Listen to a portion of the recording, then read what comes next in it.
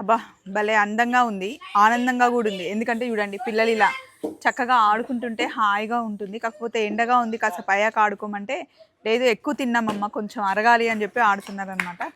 నేనేమో పండగ కదండి, పండగకి ఇంట్లో చేసుకున్నవన్నీ మన పక్క వాళ్ళకి అటు వాళ్ళకి ఇటు వాళ్ళకి పంచితేనే బాగుంటుంది కదా, డబ్బాలు పట్టుకొని తిరుగుతూ ఉన్నాను అనమాట. మా అత్తమ్మ వెళ్ళి ఎక్కడ వరకు అక్కడనే కూర్చొని ముచ్చట పెట్టకు, మళ్ళీ డబ్బాలు తీసుకురా అని జాగ్రత్తగా చెప్పింది అనమాట. సో అలా నడుస్తుంది. చాలా వేడిగా ఉంది కదా యశు, అసలు బీభత్సంగా ఉంది. కాకపోతే ఈ కాలనీలో ఎక్కడ ఎండ పడదు ఎక్కువగా. ఈ లైన్లో మన ఇంటి దగ్గర మంచిగా అక్కడ నుండి ఇక్కడ వరకు చూడండి చెట్లు ఉంటాయి. ఎంత చెట్లున్నా అసలు ఒక్క చెట్టు ఊగట్లేదు. చాని ఏమైంది, అలసిపోయావా?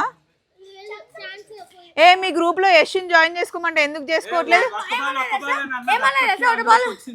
ఏమంటే తెలుసా, ఫస్ట్ ఒక బాల్ ఇచ్చినాం, దాని వికెట్ తాకేసింది, సెకండ్ బాల్ ఇచ్చినాం,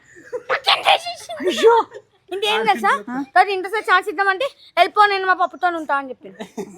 మా ఒక్కసారి యశు అనే మాటకి ఎంతమంది రియాక్ట్ అయ్యారు చూసారా, అట్లుంటది యశుతో ఆట. నువ్వన్నా జాయిన్ చేసుకోవచ్చు కదా పిన్నిని.